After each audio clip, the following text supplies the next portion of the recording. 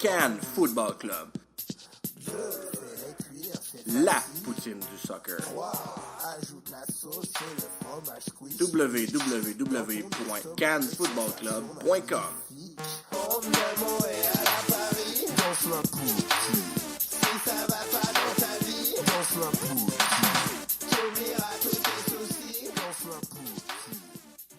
Ce podcast est présenté par Mise au jeu.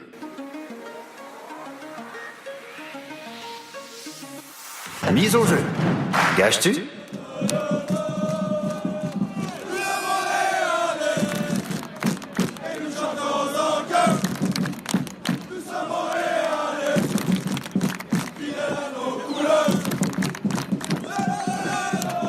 Bonjour à tous, je suis Julien Tardif et je vous souhaite la bienvenue au 5e épisode du podcast Le Match en main, une présentation du Cannes Football Club. Un bon menu pour vous aujourd'hui. Je vais d'abord faire un petit retour sur le match Impact Fire de Chicago de samedi dernier. On va parler de la course aux séries qui, est de plus en plus présente, de plus en plus importante, de plus en plus décisive.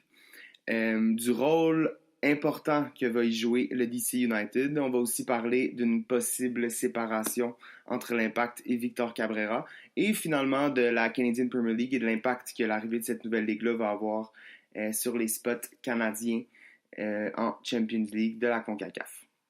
Donc voilà, j'imagine que vous avez tous, comme toujours, écouté le podcast CCPP de Nilton et Sofiane. Je ne l'ai pas fait encore, je ne voulais pas les laisser trop influencer ce que je pensais du match, mais je suis sûr que c'est excellent comme toujours.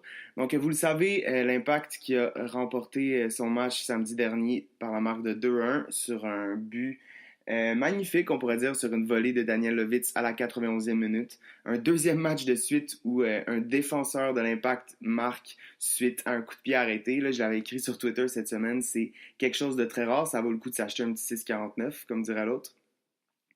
Mais quand même, c'est bon de savoir que les buts de l'Impact peuvent être diversifiés. On a souvent parlé de Nacho dépendance. Puis d'ailleurs, là, dans ce match-là, autant Nacho a marqué sur le penalty dès le début du match, autant il s'est créé quand même de bonnes occasions. Là. Il y a deux ratés qui auraient normalement dû être un but. Autant, je pense que c'était loin d'être son meilleur match, là, Nacho. Il s'est impliqué, oui, défensivement à certaines occasions, mais bon, on l'a vu vraiment hésiter un peu trop, balle au pied, tirer là où il aurait dû passer quand il aurait dû tirer. On sentait qu'il n'était pas nécessairement dans son match. Puis c'est correct, l'Impact arrive à aller chercher 3 points quand même, c'est ce qu'il faut. On ne peut pas trop dépendre de lui. Avec tout ça, vous le savez, vous l'avez vu, là, c'était pas un excellent match de la part de l'Impact. Un but rapide, un peu comme le dernier match à domicile face à DC United. Puis on dirait que comme l'avance est acquise ou rapidement, un peu facilement même peut-être, l'équipe veut la protéger un peu trop. Arrête de jouer au ballon, arrête de jouer vers l'avant, arrête d'être offensif ou en tout cas perd son instinct du tueur dont il a besoin actuellement là, à 8 matchs de la fin de la saison. Donc 1-0, oui, l'Impact a une meilleure défense, une défense stable, reste que c'est une trop courte avance pour la protéger, surtout quand on essaie de le faire pendant 85 minutes. Donc c'est une habitude là, qu'on commence à avoir de l'Impact. S'il marque rapidement, autant c'est bien pour la confiance, autant l'équipe a une mauvaise tendance après à arrêter de jouer vers l'avant puis protéger. Ce qui a fait en sorte que le but encaissé à soit la 70e minute environ était mérité. Un bel arrêt d'Evan Bush qui peut rien après sur le retour là, de Nikolic qui a encore laissé seul. Puis on le sentait venir ce but-là pour vrai. Il y a eu beaucoup d'occasions, même dès le début de la deuxième mi-temps, on a vu Nikolic avec un tir en croisé qui a failli battre Bush. On le sentait vraiment venir ce but-là. Au moins, différemment de ce qui s'était passé dans le dernier match face à DC United où l'Impact a obtenu seulement le match nul de 1-1, on a vraiment senti un réveil après ce but-là. Premièrement, Rémi Garde a fait quelques changements qui sont vraiment venus changer la dynamique du match. Amarikwa et Azira, autant tout le monde les a vantés énormément, je dirais, après le match face à Real Salt Lake, ont été plus discrets. Surtout Amarikwa, en fait, qui n'a pas touché beaucoup de ballons, qui revenait un peu plus bas, un peu à la Mancosu, mais qui n'arrivait pas à combiner avec ses coéquipiers ou à permettre de faire remonter le bloc. Azira a fait ce qu'on lui demandait, là. On l'a pas trop vu, pas fait d'erreurs flagrantes, pas fait non plus de superbes passes qui brisent des lignes, mais il a fait son travail, comme on dit. Les deux, sans être des énormes upgrades, ont fait aussi bien ou mieux même que Mancosu et Kroliki.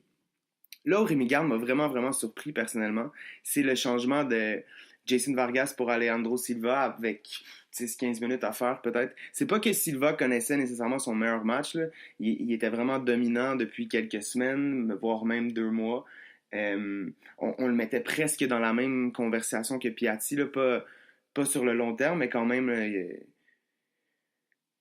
il a fait de très belles performances. Où là, il était un peu moins dans son match là, samedi dernier. Il se cherchait l'entente entre lui et Sagna. Autant on voit un beau potentiel, autant ça y était pas nécessairement dans ce match-là en tout cas.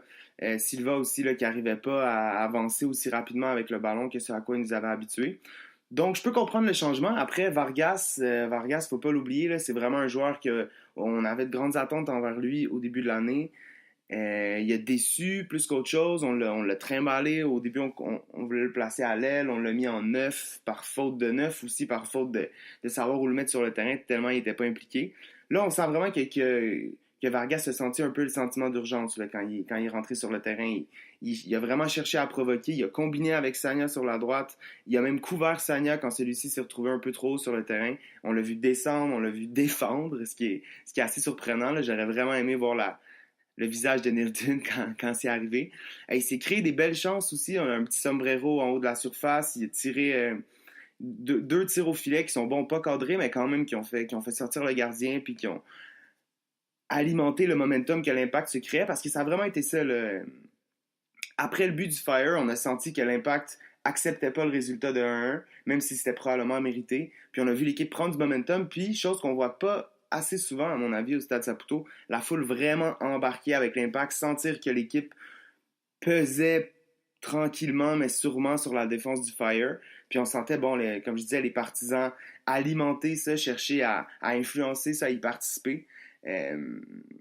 Puis voilà, bon, Vargas, en plus de ses 2 tirs, de ses belles actions, qui prenait les coups de pied de coin, après un coup franc aussi, je pense, qui, bon, il est précis avec... c'est possiblement une de ses seules qualités, mais c'en est une bonne, il est extrêmement précis. Puis c'est lui qui finit par bon faire le coup de pied de coin, qui dévie, se retrouve devant Lovitz, qui marque, puis qui sème l'euphorie dans le stade. Je tiens à souligner aussi, Daniel Lovitz, c'est un joueur très honnête, un joueur typiquement MLS, comme il s'en fait beaucoup, puis comme on a besoin à quelque part dans une équipe MLS. Daniel Lovitz, j'ai parfois été un peu dur avec lui au sens où, bon, on s'est moqué un peu tout le monde là, de sa nomination comme de son titre même de joueur défensif de l'année l'an dernier avec l'Impact. On en riait, bon, parce que ses principales qualités à la base ne sont pas nécessairement défensives, parce que c'est un ailier qui venait tout juste d'être transformé en défenseur, parce que, bon, le joueur défensif, on l'imagine plus, j'imagine, un défenseur central ou en tout cas un joueur plus sentinelle vraiment derrière qui va protéger son gardien, qui va tacler, alors que Lovitz c'est un peu à l'opposé de ça. Mais bon, on sent vraiment une courbe de progression. Puis oui, d'année en année d'une part, mais même de match en match, je dirais. Là. Il a bien commencé la saison offensivement, on le disait fragile défensivement. Il s'est amélioré à ce niveau-là. Puis là, il commence vraiment à plus que prendre sa place, je dirais, là, à s'imposer vraiment dans l'alignement partant.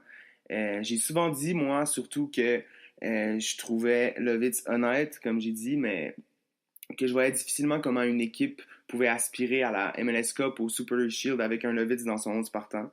Je dis pas qu'il devrait être dans un 11 partant champion, mais je pense que son nom peut être lancé dans une conversation sans que ce soit ridicule. Je pense que sa courbe d'apprentissage, on ne sait pas jusqu'où elle peut aller. Il continue à s'améliorer de semaine en semaine, donc probablement que Rémi Garde et ses techniques lui ont fait du bien. C'est un joueur relativement intelligent, donc je pense que le fait d'amener un schéma, une identité de jeu, ça le sert plus qu'autre chose. Il est capable de s'insérer là-dedans, de comprendre ce qui est attendu de lui. Puis jusqu'ici, il le fait bien, donc continue Daniel. Puis ça donne une belle profondeur à l'Impact là, avec Lovitz et Raitala comme latéraux gauche qui... Bon, on sait pas trop qui devrait être le partant actuellement, les deux qui marquent aux 2 derniers matchs, mais quand même Raitala qui offre cette profondeur comme défenseur central si nécessaire. Bakary Sagna, donc, qui fait un match sans être extraordinaire. On l'a senti quand même à l'aise sur le terrain. Bon, ça l'aide visiblement là, d'être aux côtés de Fanny et Camacho, qui sont francophones, qui l'ont probablement guidé. Là. J'imagine que Fanny et lui se connaissent aussi de la France ou de l'équipe de France jusqu'à un certain point. Je pense que Sagna va être une signature utile. Ça reste du temporaire vu son âge, mais offensivement, il va servir. Là. En fait, il aurait dû... Autant il a joué un rôle sur le but de Lovitz parce qu'il était un peu dans la trajectoire, puis il a tassé un joueur du Fire pour permettre au tir de se réaliser. Autant il aurait dû être encore plus impliqué avec une passe décisive sur le but gagnant. Là. Je ne sais pas ce que Safir Taider a raté à la 88e minute. Servi sur un plateau d'argent par Sagna là, de bord en bord de la surface. Taider a été incapable de cadrer. Ça aurait pu faire très mal. D'ailleurs, je vous dirais qu'à ce moment-là, dans les estrades, je croyais que c'était la fameuse occasion que l'Impact ne pouvait pas se permettre de rater. Puis... Mais bon, l'histoire en a décidé autrement. L'Impact, un peu chanceux, s'en ressort avec 3 points. Et se replace toujours vivant dans la course aux séries. Parlons-en justement de cette course aux séries-là. Il reste 8 matchs à jouer à l'Impact, qui est actuellement donc au 6e rang avec 33 points. À égalité avec l'Union de Philadelphie au 5e rang, qui a 2 matchs en main. Justement, le match en main, vous le savez, c'est le nom du podcast. C'est drôle quand même que l'an dernier, le fait que c'était l'Impact qui se retrouvait en position de match en main, l'an dernier, même plusieurs autres années d'avant, à quel point tous les observateurs ne voulaient pas prendre en compte ces fameux matchs en main-là, ne voulaient pas les compter les points possibles que l'Impact pouvait aller obtenir. Alors que là, cette année, l'Impact... c'est le DC United qui se retrouve en position de match en main avec seulement 21 matchs de jouer et 13 à se décider, donc 39 points toujours disponibles pour le DC United. Là, tout d'un coup, les matchs en main du DC, par contre, peuvent être utiles. Donc voilà, il faut relativiser, là, c'est pas une statistique parfaite, mais quand même, le DC United est en position de force actuellement avec son destin entre les mains. S'ils continuent sur leur séquence actuelle, ils vont assurément rattraper à la fois l'Impact, à la fois l'Union, ainsi que le Revolution et le TFC là, qui sont entre eux et la position de série. Donc, ça laisse peu de marge de manœuvre à l'Impact au sens où ils sont actuellement techniquement derrière le DC United si on parle en termes de points par match. Donc oui, l'Impact est 6e, mais est-ce qu'ils le sont vraiment? Ça reste à voir. Je dirais d'ailleurs que au vu de la récente forme du DC United, qui est 4 victoires à ses 5 derniers matchs, puis l'autre étant le match nul face à l'Impact, il faut s'attendre à ce qu'il continue sur cette lancée-là puis qu'il dépasse l'Impact. Je m'explique, oui, ce serait difficile de passer à côté. Là, l'arrivée de Wayne Rooney a vraiment modifié l'équipe. C'est un joueur de grande classe, c'est encore relativement jeune là, à 32 ans. On l'oublie, là, on a l'impression parce que ça fait tellement longtemps qu'il joue en Angleterre puis qu'il a joué surtout avec Manchester United, un peu Everton à la fin, qu'on oublie là, qu'il n'est pas si vieux, il n'est pas vieux comme un Sagna par exemple. Et oui, autant il a modifié cette équipe-là par son engagement, par son talent. Et on a vu le fameux but en fin de match, là, les 2 points qu'il est allé chercher en sauvant une contre-attaque alors que son gardien était sorti de son filet, en relançant vers Acosta qui a donné la victoire là, dans les dernières secondes du match. Donc autant son talent va faire la différence sur le terrain, autant la prestance qu'il amène, l'intérêt, je dirais, qui va générer...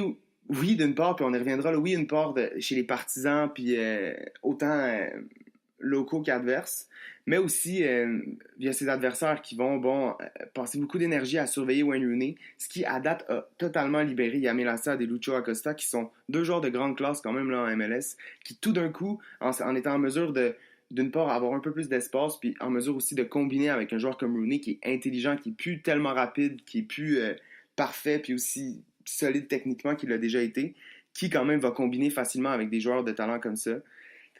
Et voilà, donc c'est pas si difficile à comprendre au sens où de jouer avec des meilleurs joueurs te rend meilleur.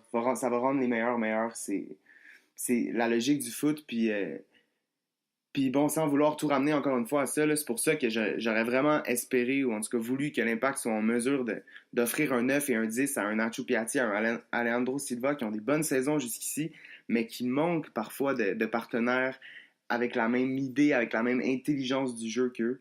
Je rêve là, un jour où on pourrait voir le Nacho aux côtés d'un milieu offensif créateur avec un 9 qui est capable de marquer plus que le fait Matteo Mangusu. Ce serait super. Donc voilà, je pense que DC United, l'arrivée de Rooney qui a aussi coïncidé avec l'ouverture du nouveau stade, clairement ça a donné le lancer à cette équipe-là là, qui demandait juste ça, qui autrefois de toute façon était une des meilleures équipes de la MLS, là, c'est l'équipe qui a le plus d'étoiles sur son maillot. Donc, si vous suivez depuis seulement quelques temps, peut-être que vous vous en rendez pas compte à quel point ils ont été relativement médiocres. À l'image de l'ancien stade, d'ailleurs, le RFK Stadium, qui était toujours à moitié vide, qui était délabré, qui tombait en morceaux. Donc, de nouveaux espoirs, une nouvelle saison carrément pour le DC United qui, visiblement, là, à moins selon moi d'un gros revirement de situation, va se qualifier en série. Est-ce que ça va être la 6e place, la 5e place, ça reste à voir, mais je pense qu'il faut compter là-dessus. Ce qui, donc, laisse le devoir à l'Impact de dépasser l'Union de Philadelphie, d'abord. Peut-être le Crew de Columbus, là, qui est actuellement avec 39 points et 2 matchs de moins de jouer, installé au 4e rang. On ne sait pas trop ce qui va se passer avec le Crew d'ici la fin de la saison. On sait que le déménagement vers Austin a été pratiquement officialisé la semaine dernière. En tout cas, Anthony Precourt, le propriétaire de l'équipe, là, a eu le hockey de pas mal tout le monde là, pour installer son équipe à Austin, au Texas. Avec l'arrivée déjà annoncée de Cincinnati l'an prochain à MLS, qui va un peu combler le vide laissé par le départ du Crew en Ohio. Je vois mal comment la situation pourrait changer. Donc, qu'est-ce que ça va faire pour la fin de saison du Crew, qui vient de perdre hier d'ailleurs à Atlanta? Est-ce que le fait, mettons, d'avoir rapatrié un Justin Meram, est-ce que la nostalgie de jouer pour une dernière fois sous ses couleurs jaunes va donner à l'équipe le boost qu'il faut pour terminer la saison en force puis rester en série? C'est possible, même probable, je dirais. Mais le scénario inverse est également plausible au sens où, bon, est-ce que les supporters vont déserter les stades en guise de protestation? Est-ce que les joueurs, bon, leur avenir un peu incertain avec un déménagement à l'autre bout du pays, vont être un peu moins impliqués émotivement, comme techniquement, comme tactiquement? Tout est possible, là. Donc les 6 points qui séparent l'Impact et le Crew, autant semblent une montagne là, avec les matchs joués de différence, autant peuvent être rattrapables. Il reste qu'après, il faut être relativement réaliste dans tout ça. L'Impact est l'équipe qui a joué le plus de matchs actuellement et n'a pas une fin de saison facile. Les 8 prochains matchs là, d'ici à la fin de la saison commencent la semaine prochaine à Toronto. Ensuite, l'Impact reçoit les Red Bulls, se rend ensuite à Philadelphie dans un match qui va être très, très, très important. L'Impact reçoit ensuite le New York City FC avant de se rendre à DC United, puis va recevoir Columbus et Toronto avant de jouer le dernier match de la saison en Nouvelle-Angleterre face au Revolution dépendamment, là, mais ce qui pourrait être un match vraiment décisif pour la saison, dépendamment de ce qui se passe.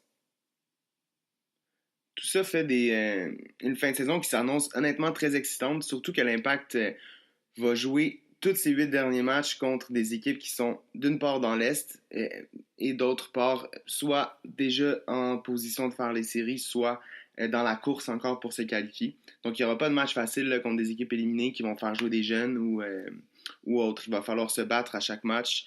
Et bon, Rémi Garde doit être confiant avec le 11 qu'il y a actuellement. Il y a certains matchs là, qui sont vraiment... Mais d'une part, le match à Toronto la semaine dernière, si l'Impact arrivait à battre Toronto, pourrait mettre un certain frein aux possibilités des Torontois là, de revenir dans la course pour se qualifier pour les séries. À l'inverse, si Toronto battait l'Impact, pourrait se remettre en position de éventuellement rattraper l'Impact et les dépasser, donc un gros match. Il va y avoir le match aussi, comme je parlais, à Philadelphie, qui est l'équipe principale que doit viser à rattraper l'Impact, on le sait. Ils sont également dans une bonne forme, eux, là, ils viennent de battre New York City FC par une marque quand même de 2-0 le week-end dernier. Mais Philly, quand même, là, est aussi en finale de la US Open Cup qui va jouer prochainement là, face au Dynamo de Houston. Donc peut-être que leur regard va être plutôt tourné vers cette finale-là qui pourrait leur permettre là, d'avoir un spot en Champions League. En même temps, est-ce que ça veut dire qu'ils vont complètement se désintéresser du championnat? Pas du tout. Mais il va falloir là, que ce match-là, l'Impact, là, à tout le moins chercher un match nul ou l'emporte, mais pourrait difficilement donner 3 points là, à l'Union de Philadelphie directement comme ça. Donc, c'est des courses aux séries qui vont être très, très, très excitantes. Je vous dis le plus possible, là, écoutez non seulement les matchs de l'Impact, mais aussi de ses autres concurrents dans l'Est. Là, c'est bon de savoir, de connaître un peu mieux les adversaires de l'Impact. Il y a tellement de matchs qui vont avoir une incidence directe sur la fin de saison de l'Impact que ça va assurément être du bon foot. Donc voilà, sinon, il y a une rumeur là, qui risque probablement de se confirmer, qui est sortie aujourd'hui, comme quoi ce serait la fin entre Victor Cabrera et l'Impact. C'est relativement logique là, pour plusieurs raisons, mais d'abord, la peur de Rod Fanny et de Rudy Camacho est incontestablement la première actuellement. Ils jouent bien ensemble, ils se comprennent bien, puis bon, si Rémi Garde peut conserver un semblant de stabilité, il va le faire. Le retour de Zakaria Diallo, qu'on avait quand même bien aimé en pré-saison, là, qui semblait impressionnant, puis capable d'une première passe intéressante, capable de briser des lignes avec cette fameuse passe-là. Donc, j'ai vraiment hâte de voir ce qu'il peut faire, là, puis quand il va pouvoir s'insérer dans l'alignement. On sait que Rod Fanny n'est pas éternel. Même s'il joue la saison prochaine, ce serait possiblement sa dernière. Donc on peut voir là, tranquillement Diallo peut-être devenir le compagnon de Camacho au courant de l'entre-saison ou de la saison prochaine. Ça nous laisse donc une bonne paire avec Victor Cabrera qui se retrouve définitivement de trop, là, surtout on le sait en MLS comment l'importance des places internationales est grande. Le fait que Victor Cabrera en prenne une fait mal à l'Impact, là, puis surtout lui permet difficilement à l'équipe de simplement le conserver dans le 18 ou dans le 23 sans le faire jouer souvent. Assurément, là, si Victor Cabrera évoluait pour une équipe américaine, il y aurait déjà sa green card, puis on se poserait pas la question. On aurait un regard différent sur sa situation. Mais là, le fait que Cabrera prend cette fameuse place, qui a plus vraiment de temps de jeu, qui a pas été si bon que ça, malheureusement, là, les derniers moments où il a joué. Puis le retour prochain est probable de Kyle Fisher, qui est un Américain jeune avec une bonne courbe de progression encore. Lui aussi va passer devant Cabrera. Il y a Meilleur Giguère qui n'est pas si loin, qui joue tous les matchs là, avec le Fury d'Ottawa, donc qui prend de l'expérience, qui s'améliore, qui éventuellement devrait au moins avoir une chance là, dans le groupe de l'Impact. Donc vraiment, là, la solution pour Victor Cabrera aurait été peut-être de le transférer comme latéral droit, mais l'arrivée de Sagna, puis la présence encore de Duval et Petrasso rend ça peu probable. Donc visiblement, ça va être un divorce. On dit que son contrat finit à la fin de la saison et qu'il pourrait partir gratuitement. J'avoue que ça, c'est un peu dommage, là. C'est difficile de savoir exactement combien l'Impact l'avait acheté. Plusieurs ont parlé d'1 million, plus ou moins. En refaisant des recherches tantôt, là, j'ai pas vu où ça avait été confirmé. Mais c'est quand même logique. Là. On se souvient qu'il s'était amené d'abord là, en 2015 depuis River Plate en Argentine. C'était un prêt d'abord avec une option d'achat que l'Impact a activé un an plus tard, donc en 2016. Puis c'est intéressant quand même de noter là, que dans cette option d'achat-là, River Plate se gardait un pourcentage d'une future revente de Victor Cabrera, qui visiblement, bon, donc n'arrivera pas. Mais quand même, là, donc, ça laisse peut-être entrevoir que l'Impact avait quand même cette volonté-là là, d'acheter un joueur à 1 million avec un certain potentiel, de l'acheter à 21 ans, puis de le revendre peut-être plus tard. On voit là, que 3 ans plus tard, ce n'est malheureusement pas passé comme ça. Dommage donc de le voir partir gratuitement au sens où je suis sûr là, que la situation était tellement claire pour tout le monde que Adam Braz ou même DeSantis ont dû tester un peu l'intérêt d'autres clubs envers Cabrera là, durant le dernier mercato. Je suis surpris qu'aucun club de la MLS n'ait bougé pour lui. Je ne sais pas d'ailleurs là, si je lance ça comme ça, si quelqu'un le sait. Si on parlait, par exemple, là, si l'Impact avait été en mesure de vendre Victor Cabrera pour 600 000 de TAM, comment cet argent-là peut être touché par River Plate? Est-ce que le transfert intra-ligue ne se retrouve pas dans le contrat, puis donc River Plate n'aurait pas pu toucher un pourcentage de ça? Je ne sais pas si quelqu'un est au courant là, de cette petite faille-là, peut-être, dans les règles MLS. Donc, comment un 600 000 dans TAM MLS peut être devenir un pourcentage pour River Plate? C'est assez intriguant. Mais même ailleurs, là, j'ai l'impression que Victor Cabrera n'est pas encore... il n'est pas fini, là, c'est-à-dire là, il est encore assez jeune, là, à 24 ans seulement, donc un peu décevant si c'est vraiment un transfert gratuit à la fin de la saison. C'est tout de même compréhensible. Là. Peut-être que l'Impact est beau joueur aussi, là, puis préfère laisser à Victor Cabrera le choix de retourner possiblement en Argentine ou d'aller dans une autre ligue sud-américaine plutôt que de se retrouver à un Minnesota United, là, ce qui n'aurait pas nécessairement servi de joueur. À suivre. L'autre sujet qui m'intéressait aujourd'hui, vous le savez là, que la Canadian Premier League arrive rapidement, devrait commencer ses activités l'an prochain, dès le printemps 2019 en fait. Vous savez aussi, si certains sont assidus, que le directeur des communications de la Ligue est le bon Curtis Larson, qui travaillait autrefois pour le Toronto Sun en couvrant le Toronto FC, qui s'est toujours fait un plaisir d'être un magnifique troll sur Twitter dès que l'Impact et le Toronto FC étaient impliqués. Donc voilà, quand même, j'ai lu un de ses premiers articles récemment en lien avec la CPL et c'est très intéressant. Avec l'arrivée de cette ligue-là, qui est entièrement canadienne, s'il faut le rappeler,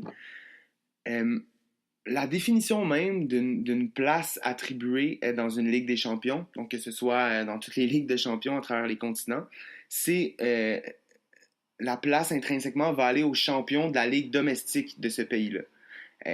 Le Canada n'avait pas de ligue domestique propre à son pays, donc ça a toujours été convenu que c'était via le championnat canadien, donc la coupe organisée, que le spot était attribué à une équipe canadienne. Mais là, avec cette arrivée de cette ligue entièrement canadienne, techniquement, le champion de cette ligue-là devrait obtenir un passe-droit pour entrer en Champions League. En fait, c'est assez logique. Là. Tous les champions de chaque ligue à travers le monde va se voir offrir un spot en Champions League.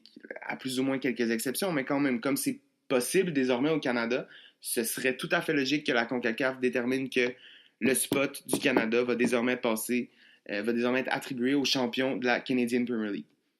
Reste que, les grosses équipes canadiennes, en fait, les deux dernières équipes nord-américaines à s'être rendues, mais en fait, canadiennes ou des États-Unis, à s'être rendues en finale de la Ligue des champions CONCACAF, c'est l'Impact et le Toronto FC, des équipes canadiennes, mais qui évoluent en MLS.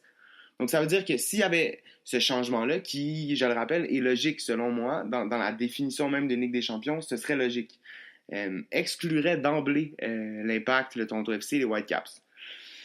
Qu'est-ce que va faire la CONCACAF? J'ai l'impression qu'il n'y aura pas de changement en 2019, surtout que les équipes de la CPL vont participer quand même là, au championnat canadien, donc vont avoir une chance aussi de se qualifier pour la Ligue des champions.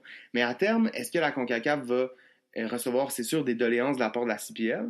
Oui, comment ils vont réagir, c'est à voir. Plusieurs parlent là, de la possibilité d'ajouter un deuxième spot pour le Canada, ce qui serait une excellente nouvelle. Il y en a 4 quand même qui sont alloués pour les États-Unis. Puis l'ajout, comme je disais, là, de 8 équipes canadiennes avec la CPL pourrait permettre là, à la CONCACAF de donner un deuxième spot. Reste que, ils viennent de revoir le format. Est-ce que de donner un autre spot, ça modifierait complètement le format qu'ils viennent juste de créer? Donc tout ça reste à voir, là, mais ça va être très intéressant à suivre parce que ça se pourrait que plutôt que tard, là, l'Impact, en tout cas pendant quelques saisons, où n'ait plus de possibilité de participer à la Ligue des champions. Voilà, donc merci à vous là, d'avoir pris une petite demi-heure pour écouter le podcast du match en main, qui est pour le reste de la saison le commanditaire officiel du DC United. On va voir comment tout ça va se dérouler. Une course aux séries, comme je vous le disais, là, qui s'annonce très très intéressante.